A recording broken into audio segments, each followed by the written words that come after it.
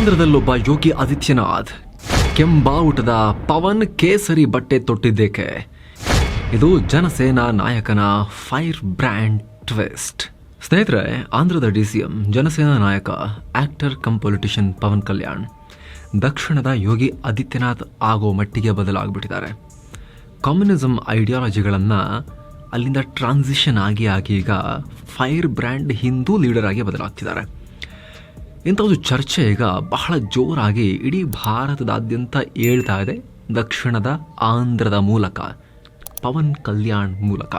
ಒಂದು ಕಡೆ ಚಂದ್ರಬಾಬು ನಾಯ್ಡು ಪಕ್ಷ ಅಂದರೆ ಬಿಜೆಪಿ ಮತ್ತು ಪವನ್ರ ಮಿತ್ರ ಪಾರ್ಟಿ ಟಿಡಿಪಿ ಇದೆಯಲ್ಲ, ಅದು ವಕ್ಫ್ ಮಸೂದೆಗೂ ಅಸಮಾಧಾನ ವ್ಯಕ್ತಪಡಿಸಿ ಮುಸ್ಲಿಂ ಮೀಸಲಾತಿ ಬಗ್ಗೆ ಮಾತನಾಡ್ತಿದ್ರೆ, ಅಂದರೆ ಸೆಕ್ಯುಲರ್ ಪಾರ್ಟಿ ರೀತಿ ಮಾತನಾಡ್ತಾ ಇದ್ರೆ, ಆ ಕಡೆ ಅವ್ರದ್ದೇ ಕ್ಯಾಬಿನೆಟ್ನಲ್ಲಿ DCM ಆಗಿರೋ ಪವನ್ ಬಿಜೆಪಿಗರಿಗಿಂತಲೂ ಹಿಂದುತ್ವದ ಪಾಲಿಟಿಕ್ಸ್ ಶುರು ಮಾಡಿದ್ದಾರೆ. ಸನಾತನ ರಕ್ಷಣೆಯಿಂದ ಹಿಡಿದು ಹಿಂದೂಗಳು ಅಲ್ಪಸಂಖ್ಯಾತರಾಗ್ತಿದ್ದಾರೆ, ಗ್ಲೋಬಲ್ ಮೈನಾರಿಟಿ ಅನ್ನೋ ಹೇಳಿಕೆ ತನಕ ಪವನ್ ಕಂಪ್ಲೀಟ್ ಚೇಂಜ್ ಆಗಿದ್ದಾರೆ. ಹಾಗಿದ್ರೆ ಆಂಧ್ರದಲ್ಲಿ ಪವನ್ ಶುರು ಮಾಡಿರೋ ಹೊಸ ಪಾಲಿಟಿಕ್ಸ್ನ ಆಳ ಅಗಲ ಏನು? ಆರಂಭದಲ್ಲಿ ಚೆಗುವೆರಾ, ಫಿಡೆಲ್ ಕ್ಯಾಸ್ಟ್ರೋ ಥರದ ಈ ಕಟ್ಟರ್ ಕಮ್ಯುನಿಸ್ಟರ ಬೆಂಬಲಿಗರಾಗಿದ್ದ ಅನುಯಾಯಿತರ ಇದ್ದಂಥ ಪವನ್ ಈಗ ಯೋಗಿ ಮಾದರಿಯಲ್ಲಿ ಹಿಂದೂ ಹೃದಯ ಸಾಮ್ರಾಟ್ ಆಗೋಕೆ ಹೊಸ ಅವತಾರ ಎತ್ತಿರೋದು ಹೇಗೆ? ಪವನ್ ಈ ಪರಿ ಬದಲಾವಣೆಗೆ ಕಾರಣ ಏನು? ಇದರ ಹಿಂದಿರೋ ಪೊಲಿಟಿಕಲ್ ಲೆಕ್ಕಾಚಾರಗಳೇನು? ಮಿತ್ರ ಪಕ್ಷ ಬಿಜೆಪಿಗೆ ಇದು ಹೆಲ್ಪ್ ಮಾಡುತ್ತಾ? ಬಿಜೆಪಿಲಿ ತಮ್ಮ ಪಾರ್ಟಿಯನ್ನು ಮರ್ಜ್ ಏನಾದರೂ ಮಾಡೋ ಲೆಕ್ಕಾಚಾರದಲ್ಲಿ ಪವನ್ ಇದ್ದಾರ? 3-4 ಬಾರಿ ಮೋದಿ ಭೇಟಿಯಾದ ಬಳಿಕ ಈ ಪರಿ ಬದಲಾವಣೆ ಯಾಕೆ? ಎಲ್ಲ ವಿಚಾರಗಳನ್ನು ಕ್ಲಿಯರ್ ಆಗಿ ಅರ್ಥ ಮಾಡ್ಕೊಳ್ತಾ ಹೋಗೋಣ. ಕಡತನಕ ಮಿಸ್ ಮಾಡದೆ ನೋಡ್ತಾ ಹೋಗಿ. ಸ್ನೇಹಿತರೆ, ಕಳೆದ ಜೂನ್ ತಿಂಗಳ 7ನೇ ತಾರೀಕು ತುಂಬ ಜನಕ್ಕೆ ನೆನಪಿರಬಹುದು. PM ನರೇಂದ್ರ ಮೋದಿ ಲೋಕಸಭಾ ಚುನಾವಣೆ ಮುಗಿಸಿ NDA ನಾಯಕರ ಒಂದು ಮೀಟಿಂಗ್ನಲ್ಲಿ ಮಾತನಾಡ್ತಾ ಇದ್ರು. ಆ ಟೈಮ್ನಲ್ಲಿ ಪವನ್ ಕಲ್ಯಾಣ್ರನ್ನ ತೋರಿಸಿ ಪವನ್ ನಹಿ ಹೇ, ಆಂಧಿ ಹೇ ಅನ್ನೋ ಹೇಳಿಕೆಯನ್ನು ಕೊಟ್ಟರು. ಇದು ಬರೀ ಪವನ್ ಅಲ್ಲ, ಇದು ಬರೀ ಪವನ ಗಾಳಿ ಅಲ್ಲ, ಇದು ಚಂಡಮಾರುತ ಅಂತ ಹೇಳಿದ್ರು. ಆವಾಗ ಇಬ್ಬರು ನೋಡಿಕೊಂಡು ಬಹಳ ಕಣ್ಣು ಮಿಟುಕಿಸಿ, ಇಬ್ಬರು ಕೂಡ ಬಹಳ ನೀವು ಹೇಳಿದಂಗೆ ಅರ್ಥ ಆಯಿತು, ನಾನು ನಕ್ಕಿದ್ದೇನಕ್ಕಂತ ನಿಮಗೆ ಗೊತ್ತಾಯ್ತು ಅನ್ನೋ ಥರದಲ್ಲಿ ಇಬ್ಬರು ಬಹಳ ಒಂಥರ ಫೆಮಿಲಿಯರ್ ನಗುವನ್ನು ಬೀರಿದ್ರು ಒಬ್ಬರ ಕಡೆ ಮತ್ತೊಬ್ಬರು. ಮೋದಿ ಯಾವ ಮಟ್ಟಕ್ಕೆ ಹೋದರು ಅಂದರೆ, ಆಂಧ್ರದಲ್ಲಿ ಪವನ್ರ ಸಹಾಯದಿಂದ, ಚಂದ್ರಬಾಬು ನಾಯ್ಡು ಅವರ ಹೋರಾಟದಿಂದ ನಾವು ಅಧಿಕಾರಕ್ಕೆ ಬಂದ್ವಿ ಅಂತ ಪವನ್ರ ಗುಣಗಾನ ಮಾಡಿದ್ರು. ಅದಾಗಿ ಕೆಲ ದಿನಗಳು ಕಳೆಯಲಿಲ್ಲ, ಪವನ್ DCM ಆದರು, ಸೀದಾ ಉಪಮುಖ್ಯಮಂತ್ರಿ ಆದರು. ಅಧಿಕಾರವೂ ಅವ್ರ ಕೈಗೆ ಬಂತು. ಅಲ್ಲಿಂದ ಪವನ್ರ ಮಾತಿನ ದಾಟಿ ಕಂಪ್ಲೀಟ್ ಚೇಂಜ್ ಆಗಿದೆ. ಮಾತಿರಲಿ, ಅವರ ನಡೆ, ವೇಷಭೂಷಣಗಳು ಕೂಡ ಕಂಪ್ಲೀಟ್ ಬದಲಾಗಿವೆ. ಇಲ್ಲಿ ಚೇಂಜ್ ಅನ್ನೋ ಪದವನ್ನು ಯಾಕೆ ಬಳಸ್ತಾ ಇದ್ದೀವಿ ಅಂದರೆ, ಮೊನ್ನೆ ತನಕ ಪವನ್ ಬೇರೆ ಥರ ಇದ್ದರು, ವಿಭಿನ್ನ ರಾಜಕೀಯ ನಿಲುವನ್ನು ಹೊಂದಿದ್ರು. ಹೊಸ ಪಾರ್ಟಿಯನ್ನು ಕಟ್ಟಿದ್ರಲ್ಲ 2014ರಲ್ಲಿ. ಆ ಟೈಮಿನಿಂದಾನು ನಾವು ಯಾವುದೇ ಸಿದ್ಧಾಂತವನ್ನು ಹೊಂದಿಲ್ಲ, ಎಲ್ಲರನ್ನೂ ಒಪ್ಕೊಳ್ತೀವಿ ಅಂತಲೇ ಹೇಳ್ತಾ ಇದ್ರು. ಇದರ ಜೊತೆಗೆ ಹೆಚ್ಚು ಎಡಪಂಥೀಯ ಚಿಂತನೆಗಳ ಕಡೆಗೆ ವಾಲೋ ರೀತಿ ಮಾತನಾಡ್ತಾ ಇದ್ರು. ಪವನ್ ಮಾತಲ್ಲಿ ಭಾರತದ ಕಮ್ಯುನಿಸ್ಟ್ ನಾಯಕರ ಸಾಲುಗಳು ಬರ್ತಾ ಇದ್ವು. ಪದೇ ಪದೇ ಚೆಗುವೆರಾ ಬಗ್ಗೆ ಮಾತನಾಡ್ತಾ ಇದ್ರು. ಅವರ ಕಾರ್ಯಕ್ರಮಗಳಲ್ಲಿ ಚೆಗುವೆರಾ ಫೋಟೋ, ಕೆಂಬಾವುಟಗಳು ಕೂಡ ಹಾರ್ತಾ ಇದ್ವು. ಇನ್ನೂ ಮುಂದಕ್ಕೆ ಹೋಗಿ 2019ರಲ್ಲಿ ಕಮ್ಯುನಿಸ್ಟ್ರೊಂದಿಗೆ ಮೈತ್ರಿ ಮಾಡಿಕೊಂಡು ಕೂಡ ಎಲೆಕ್ಷನ್ ಮಾಡಿದ್ರು. ಹಾಗೆ ನೋಡಿದ್ರೆ ಅವರ ಸಿನಿಮಾಗಳು ಕೂಡ ನಕ್ಸಲಿಸಂ ಬಗ್ಗೆ, ಮೈಲ್ಡ್ ಆಗಿ ಹಿಂದೂ ಆಚರಣೆಗಳನ್ನು ಟೀಕಿಸೋ ಬಗ್ಗೆ ಒಂದು ಕಾಲದಲ್ಲಿ ಇರ್ತಾ ಇದ್ವು. ಆದರೆ ಕಂಪ್ಲೀಟ್ ಉಲ್ಟಾ ಆಗಿದೆ. ಅವರ ಧೋರಣೆಗಳು, ಅವರ ನಿಲುವುಗಳು, ಅವರ ಮೈಂಡ್ ಸೆಟ್, ಅವರ ಮಾತು, ಅವರ ಅಭಿವ್ಯಕ್ತಿ ಎಲ್ಲವೂ ಚೇಂಜ್ ಆಗಿದೆ. PM ನರೇಂದ್ರ ಮೋದಿ ಅವರ ಸಂಪರ್ಕಕ್ಕೆ ಅವರು ಬಂದಲ್ಲಿಂದ ಪವನ್ ಕಂಪ್ಲೀಟ್ ಸ್ಟ್ರಾಂಗ್ ಯೂಟರ್ನ್ ತಗೊಂಡಿದ್ದಾರೆ. ಎಷ್ಟರ ಮಟ್ಟಿಗೆ ಅಂತ ಹೇಳಿದ್ರೆ, ನರೇಂದ್ರ ಮೋದಿ ಅವರನ್ನು ನಾಚಿಸುವಂತೆ RSS ಮುಖ್ಯಸ್ಥ ಮೋಹನ್ ಭಾಗವತ್ ಅವರು ನಾಚಿ ನೀರಾಗಬೇಕು, ಆ ರೀತಿಯಲ್ಲಿ ಪವನ್ ಕಲ್ಯಾಣ್ ಬದಲಾಗಿದ್ದಾರೆ.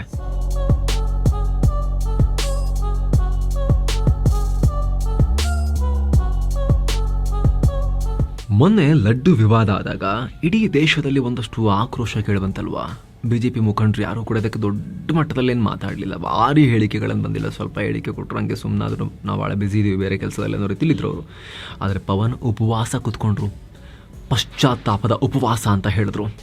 DCM ಆಗಿದ್ದುಕೊಂಡೇ ಸನಾತನ ಧರ್ಮದ ರಕ್ಷಣೆಗೆ ಒಂದು ನರಸಿಂಹ ವರಾಹ ಅನ್ನೋ ಬ್ರಿಗೇಡ್ ಸ್ಥಾಪನೆ ಮಾಡಬೇಕು ಅಂತ ಮಾತನಾಡಿದ್ರು. ಇನ್ನೂ ಮುಂದುವರೆದು ಮತಾಂತರದ ವಿರುದ್ಧ ಕಟುವಾದ ಟೀಕಾ ಪ್ರಹಾರ ಮಾಡಿದ್ರು. ಕೃಷ್ಣಾ ನದಿಯ ದಂಡೆಯಲ್ಲಿ 40 ಜನರನ್ನ ಮತಾಂತರ ಮಾಡಿದ್ದಾರೆ, ಅದನ್ನು ಖಂಡಿಸ್ತೀನಿ ಅಂತ ಹೇಳಿದ್ರು. ದೇಗುಲಗಳಿಗೆ ಪದೇ ಪದೇ ಭೇಟಿ ನೀಡಿದ್ರು, ದೇಗುಲಗಳನ್ನು ಒರೆಸಿದ್ರು, ಗುಡಿಸಿದ್ರು ಅನ್ನೋ ಅನ್ಅಪಾಲಜೆಟಿಕ್ ಹಿಂದೂ. ಅಂದರೆ ನಾನು ಯಾವುದೇ ಮುಚ್ಚು ಮರ ಇಲ್ಲದೆ ಓಪನ್ ಆಗಿ ಹೇಳಿಕೊಳ್ಳೋ ಹಿಂದೂ ಅಂತ ಹೇಳಿದ್ರು. ದೇಶದಲ್ಲಿ ಜಾತ್ಯತೀತ ಸಿದ್ಧಾಂತ ಇದೆ, ಹಾಗಿದ್ರೆ ಅದು ಯಾಕೆ ಏಕಮುಖವಾಗಿರಬೇಕು, ಒನ್ ಸೈಡೆಡ್ ಯಾಕಿರಬೇಕು? ಬರೀ ಹಿಂದೂಗಳು ಮಾತ್ರ ಸೆಕ್ಯುಲರ್ ಆಗಿರಬೇಕಾ? ಯಾಕೆ ಹಿಂದೂಗಳಿಗೆ ಮಾತ್ರ ಜಾತ್ಯತೀತತೆ ಇರಬೇಕು?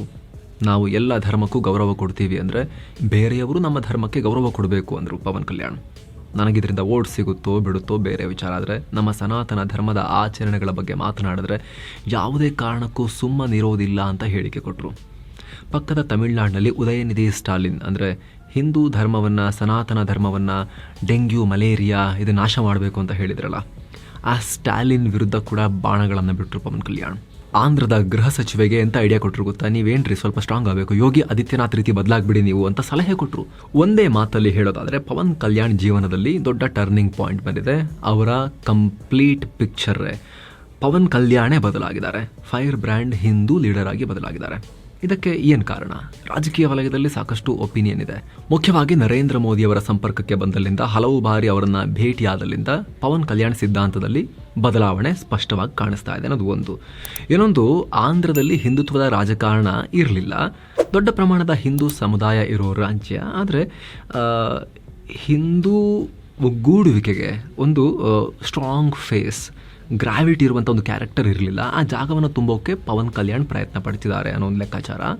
ಜೊತೆಗೆ ಕ್ಯಾಸ್ಟ್ ಲೆಕ್ಕಾಚಾರ ತಗೊಂಡ್ರೂ ಕೂಡ ಕಾಪು ಸಮುದಾಯವನ್ನು ಒಗ್ಗೂಡಿಸೋಕೆ, ಹಿಂದುತ್ವದ ಅಂಬ್ರೆಲ್ಲಾ ಕೆಳಗೆ ಅವ್ರನ್ನ ತರೋಕೆ ಪವನ್ ಕಲ್ಯಾಣ್ ಅನ್ನೋ ಭಯಂಕರ ಬ್ರಹ್ಮಾಸ್ತ್ರದ ಪ್ರಯೋಗ ಆಗಿದೆ ಅನ್ನೋ ಚರ್ಚೆಯಲ್ಲಿ ನಡೀತಾ ಇದೆ ಸದ್ಯಕ್ಕೆ. ಸ್ನೇಹಿತರೆ, ಎಲ್ಲ ರಾಜ್ಯಗಳಂತೆ ಆಂಧ್ರದಲ್ಲೂ ಕೂಡ ಜಾತಿ ರಾಜಕಾರಣದ ದಾರಿದ್ರ್ಯ ಇದೆ. ಅಲ್ಲೂ ಕೂಡ ಜಾತಿಗಳ ಹೆಸರಲ್ಲಿ ಡಿವಿಷನ್ ಇದೆ. ರೆಡ್ಡಿ, ಕಮ್ಮ, ಕಾಪು ಈ ಥರ ಎಲ್ಲ ಡಿವೈಡ್ ಆಗಿದ್ದಾರೆ. ಅದರಲ್ಲಿ ಪವನ್ ಕಲ್ಯಾಣ್ ಕಾಪು ಸಮುದಾಯಕ್ಕೆ ಸೇರ್ತಾರೆ. ಈ ಸಮುದಾಯ ಆಂಧ್ರದ 26% ಪಾಪ್ಯುಲೇಷನ್ ಹೊಂದಿದೆ. OBC ಅಲ್ಲ, ಆದರೆ ಗೋದಾವರಿ ಡೆಲ್ಟಾ ತೀರದಲ್ಲಿ ಕೃಷಿನೇ ನಂಬಿರೋ ಒಂದು ಸಮುದಾಯ ಇದು. ರಾಜಕೀಯ ಶಕ್ತಿ ಕಮ್ಮಿ ಇದೆ. ಆರಂಭದಲ್ಲಿ NTR ಪರವಾಗಿದ್ರು ಇವರು. ಆದರೆ 88ರಲ್ಲಿ ವಂಗವೀತಿ ಮೋಹನ್ ರಂಗ ಅನ್ನೋ ಕಾಪು ಲೀಡರ್ ಹತ್ಯೆ ಆದಮೇಲೆ ಇದರ ಹಿಂದೆ TDP ಇದೆ ಅಂತ ಅಂದ್ಕೊಂಡು ಬಹುತೇಕ ಕಾಪು ಸಮುದಾಯ ಕಾಂಗ್ರೆಸ್ ಕಡೆಗೆ ಶಿಫ್ಟ್ ಆಗಿತ್ತು. ಮುಂದೆ YS ರಾಜಶೇಖರ್ ರೆಡ್ಡಿ ಇದೇ ಸಮುದಾಯದ ಬೆಂಬಲ ಪಡೆದು CM ಕೂಡ ಆಗ್ತಾಯಿದ್ರು. ಆದರೆ ಈ ಸಮುದಾಯಕ್ಕೆ CM ಕನಸು ಹಾಗೇ ಇತ್ತು. ಇದನ್ನು ಮೈಂಡಲ್ಲಿ ಇಟ್ಕೊಂಡು ಚಿರಂಜೀವಿ ಪ್ರಜಾರಾಜ್ಯಂ ಅನ್ನೋ ಪಾರ್ಟಿಯನ್ನು ಕಟ್ಟಿದ್ರು. ಅದು ವರ್ಕೌಟ್ ಆಗಲಿಲ್ಲ ಜಾಸ್ತಿ. TDP ಮತ್ತು ಕಾಂಗ್ರೆಸ್ನಲ್ಲಿ ಹರಿದು ಹಂಚಿದ್ದ ಈ ಸಮುದಾಯ ಒಂದು ಸ್ವಲ್ಪ ಮಟ್ಟಿಗೆ ಚಿರಂಜೀವಿ ಪಾರ್ಟಿಗೆ ಶಿಫ್ಟ್ ಆದರೂ ಕೂಡ ದೊಡ್ಡ ಪ್ರಮಾಣದಲ್ಲಿ ಇಂಪ್ಯಾಕ್ಟ್ ಮಾಡೋಕ್ಕೆ ಚಿರಂಜೀವಿಗೆ ಆಗಲಿಲ್ಲ. 18% ವೋಟ್ ತಗೊಂಡು 18 ಸೀಟನ್ನು ಕೂಡ ಗೆದ್ದರು. ಆದರೆ ಕೇಂದ್ರದಲ್ಲಿ ಮಂತ್ರಿ ಆಗ್ತೀನಿ ಅಂತ ಚಿರಂಜೀವಿ ಆ ಪಕ್ಷವನ್ನು ಕಾಂಗ್ರೆಸ್ ಜೊತೆಗೆ ಮರ್ಜ್ ಮಾಡಿಬಿಟ್ರು. ಅಷ್ಟು ದಿನ ಪಕ್ಷದಲ್ಲೇ ಇದ್ದ ಪವನ್ ಆನಂತರ ಹೊಸ ಪಕ್ಷ ಕಟ್ಕೊಂಡ್ರು. ಆದರೆ ಪ್ರಯೋಜನ ಆಗಲಿಲ್ಲ. ತಾನೊಬ್ಬ ನಟ, ತಾನೊಬ್ಬ ಪ್ರಗತಿಪರ ಅಂತ ಪಾಲಿಟಿಕ್ಸ್ಗೆ ಬಂದ ಪವನ್ಗೆ ಕಾಪು ಸಮುದಾಯ ಅಷ್ಟಾಗಿ ಕೈ ಹಿಡಿಲಿಲ್ಲ. ಜೊತೆಗೆ ಪವನ್ಗೆ ಒಂದು ಕ್ಲಾರಿಟಿ, ಸೈದ್ಧಾಂತಿಕ ಕ್ಲಾರಿಟಿಯ ಕೊರತೆ ಇತ್ತು. ಇದೆಲ್ಲ ಚುನಾವಣೆಯಲ್ಲಿ ಮೈನಸ್ ಆಗ್ತಾ ಬಂತು. ಆದರೆ ಇತ್ತೀಚೆಗೆ ಪವನ್ ತಮ್ಮ ಅಪ್ರೋಚ್ನಲ್ಲಿ ಸ್ವಲ್ಪ ಚೇಂಜಸ್ ಮಾಡಿಕೊಂಡು ಓಡಾಟ ಶುರು ಮಾಡಿದ್ಮೇಲೆ ಈಗೀಗ ಕಾಪು ಸಮುದಾಯದ ಯುವಕರು ಪವನ್ ಬೆನ್ನಿಗೆ ಸ್ಟ್ರಾಂಗ್ ಆಗಿ ನಿಲ್ತಾ ಇದ್ದಾರೆ. ಅದರ ಫಲವಾಗಿ 2024ರ ಲೋಕಸಭಾ ಮತ್ತು ವಿಧಾನಸಭಾ ಚುನಾವಣೆಯಲ್ಲಿ 100% ಸ್ಟ್ರೈಕ್ ರೇಟ್ ಸಿಕ್ಕಿತ್ತು. ಸ್ಪರ್ಧೆ ಮಾಡಿದ 21 ಅಸೆಂಬ್ಲಿ ಸೀಟು ಗೆದ್ರು, 2 ಲೋಕಸಭಾ ಸೀಟ್ ಸ್ಪರ್ಧೆ ಮಾಡಿದ್ರು, ಅದರಲ್ಲೂ ಕೂಡ ಪವನ್ ಪಾರ್ಟಿ ಗೆದ್ರು. ಇನ್ನು ಆಂಧ್ರದಲ್ಲಿ ಪವನ್ ಡಿಫ್ರೆಂಟ್ ಆಗಿ ಏನಾದರೂ ಜನರಿಗೂ ಹೊಸದಾಗ ಆಫರ್ ಮಾಡಬೇಕೀಗ. ಪವನ್ ಇದುವರೆಗೂ ಮಾಡಿರೋ ಪಾಲಿಟಿಕ್ಸನ್ನು ಜಗನ್ನು ಮಾಡ್ತಾರೆ, ಚಂದ್ರಬಾಬುನು ಮಾಡ್ತಾರೆ. ಕಾಂಗ್ರೆಸ್ ನೆಲಕಚ್ಚಿದ ಮೇಲೆ ಆಂಧ್ರದ ಅಲ್ಪಸಂಖ್ಯಾತ ಮತಗಳಿಗೆ ಜಗನ್ ಮತ್ತು ನಾಯ್ಡು ಇಬ್ಬರೂ ಸ್ಪರ್ಧೆಗೆ ಬಿದ್ದವರಂತೆ ಓಡಾಡ್ತಿದ್ದಾರೆ. ಜಗನ್ ಪರ ಕ್ರೈಸ್ತ ಮತಗಳು, ಚರ್ಚುಗಳಿದ್ರೆ, ನಾಯ್ಡು ಪರವಾಗಿ ಮುಸ್ಲಿಂ ಮತಗಳಿವೆ. ಹೀಗಾಗಿನೇ ಇದನ್ನು ಕಳ್ಕೋಬಾರದು ಅಂತ NDA ಭಾಗವಾಗಿದ್ರೂ ಕೂಡ ಮೀಸಲಾತಿ ಹಾಗೆ ಉಳಿಸ್ತೀವಿ ಅಂತ ಚಂದ್ರಬಾಬು ನಾಯ್ಡು, BJP, ಮೋದಿ ಏನು ಹೇಳ್ತಾರೆ ಅಂತ ಕೇರ್ ಮಾಡದೆ ಅಲ್ಪಸಂಖ್ಯಾತರ ಪರವಾಗಿ ಅವರು ಒಂದು ನಿಲುವನ್ನು ತಗೊಂಡ್ರು. ಸೊ ಇದನ್ನೇ ಪವನ್ ಹೇಳಿದ್ರೆ ಅವ್ರದ್ದು ಏನು ಸ್ಪೆಷಲ್ ಇದೆ ಅಲ್ಲಿ, ಏನು ಆಫರ್ ಮಾಡೋಕ್ಕಾಗತ್ತೆ ಜನಕ್ಕೆ?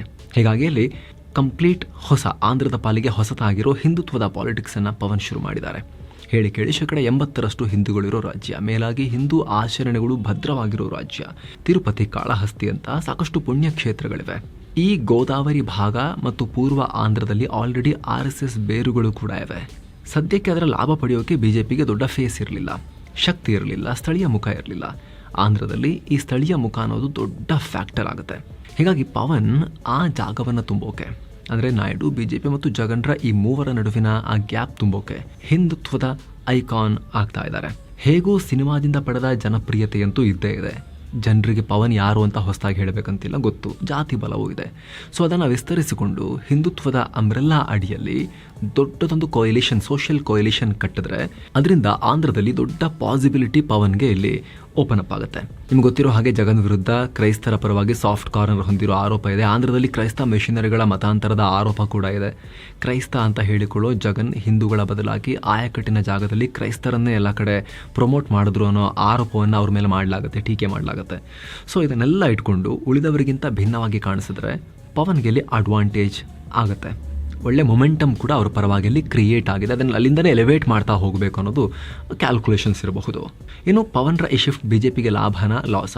ಸದ್ಯ ಬಿಜೆಪಿ ತನ್ನ ಹಿಂದುತ್ವದ ರಾಜಕೀಯ ಬೇರುಗಳನ್ನು ಆಂಧ್ರದಲ್ಲೂ ಕೂಡ ವಿಸ್ತರಿಸೋಕೆ ಪ್ರಯತ್ನ ಪಡ್ತಾ ಇದೆ. ಸೊ ಆ ಕನಸಿಗೆ ಪ್ರತಿಸ್ಪರ್ಧಿಯಾದರೆ ಅದು ನಷ್ಟ ಅಂತ ಅನಿಸ್ಬೋದು. ಆದರೆ ಇದರಿಂದ ಬಿಜೆಪಿಗೆ ಲಾಭ ಅನ್ನೋ ವಾದನೆ ಜಾಸ್ತಿ. ಯಾಕಂದರೆ ಸದ್ಯಕ್ಕಂತೂ ಆಂಧ್ರದಲ್ಲಿ ಬಿಜೆಪಿಗೆ ನೆಲೆ ಇಲ್ಲ. 8 ಸೀಟ್ ಗೆದ್ದಿದ್ರು ಅದು ಮೈತ್ರಿಯಿಂದ ಮಾತ್ರ ಸಾಧ್ಯ ಆಗಿರೋದು. ಏಕಾಂಗಿಯಾಗಿ ಸ್ಪರ್ಧೆ ಮಾಡಿದಾಗ 1% ವೋಟ್ ಕೂಡ ತಗೊಳಕ್ಕೆ ಆಗಿರಲಿಲ್ಲ. ಸೊ ಈಗ ಅವರಿಗೆ ಕಳ್ಕೊಳ್ಳೋಕೆ ಭಾಳ ಏನಿಲ್ಲ. ಹೀಗಾಗಿ ಪವನ್ರ ಈ ಶಿಫ್ಟ್ ಮಹಾರಾಷ್ಟ್ರದಲ್ಲಿ ಆದಂತೆ ಬಿಜೆಪಿಗೆ ಲಾಭನೇ ಆಗಬಹುದು. ಹೇಗೆ ಬಾಳಾ ಸಾಹೇಬ್ ಠಾಕ್ರೆ ಬಿತ್ತಿದ ಬೀಜ ಈಗ ಬಿಜೆಪಿಯನ್ನ ಕೈ ಹಿಡಿತಾ ಇದೆಯೋ, ಬಿಜೆಪಿ ಹೇಗೆ ಈಗ ಸ್ಟ್ರಾಂಗ್ ಆಗಿ ಅಲ್ಲಿ ಒಂದು ಕೇಸರಿ ಪಾರ್ಟಿಯಾಗಿ ಎಮರ್ಜ್ ಆಗಿದೆಯೋ ಶಿವಸೇನೆಗಿಂತ ದೊಡ್ಡದಾಗಿ, ಹಾಗೆ ಬಿಜೆಪಿಗೂ ಆ ಅವಕಾಶ ಓಪನ್ ಅಪ್ ಆಗಬಹುದು. ಯಾರೇ ಗೊತ್ತು, ಮುಂದೊಂದು ದಿನ ಅಣ್ಣ ಚಿರಂಜೀವಿ ಕಾಂಗ್ರೆಸ್ ಪಾರ್ಟಿಯೊಂದಿಗೆ ಪಾರ್ಟಿ ಮರ್ಜ್ ಮಾಡಿದಂತೆ ಪವನ್ ಕಲ್ಯಾಣ್ ಆಂಧ್ರದ ಬಿಜೆಪಿ ಲೀಡರ್ ಆಗಲ್ಲ ಅಂತ ಏನು ಗ್ಯಾರಂಟಿ? ಆ ಪಾಸಿಬಿಲಿಟಿ ಕೂಡ ಇದೆ. ಅಲ್ಲಿ ಚಾಲೆಂಜ್ ಕೂಡ ಇಲ್ಲ, ಯಾಕಂದರೆ ಸಿದ್ಧಾಂತದ ವಿಚಾರದಲ್ಲಿ ಯೋಗಿಗಿಂತ ಬದಲಾಗಿಬಿಟ್ಟಿದಾರಲ್ಲ ಪವನ್. ಅಂತ ದೊಡ್ಡ ಫ್ರಿಕ್ಷನ್ ಕೂಡ ಏನೂ ಆಗೋದಿಲ್ಲ ಮರ್ಜರ್ನ ಸನ್ನಿವೇಶ ಬಂದಾಗ. ಈ ಬಗ್ಗೆ ನಿಮಗೇನು ಅನ್ಸುತ್ತೆ ಕಾಮೆಂಟ್ ಮಾಡಿ ತಿಳಿಸಿ. ಮತ್ತೆ ಭೇಟಿ ಆಗ್ತಿರೋಣ. ನಮಸ್ತೆ.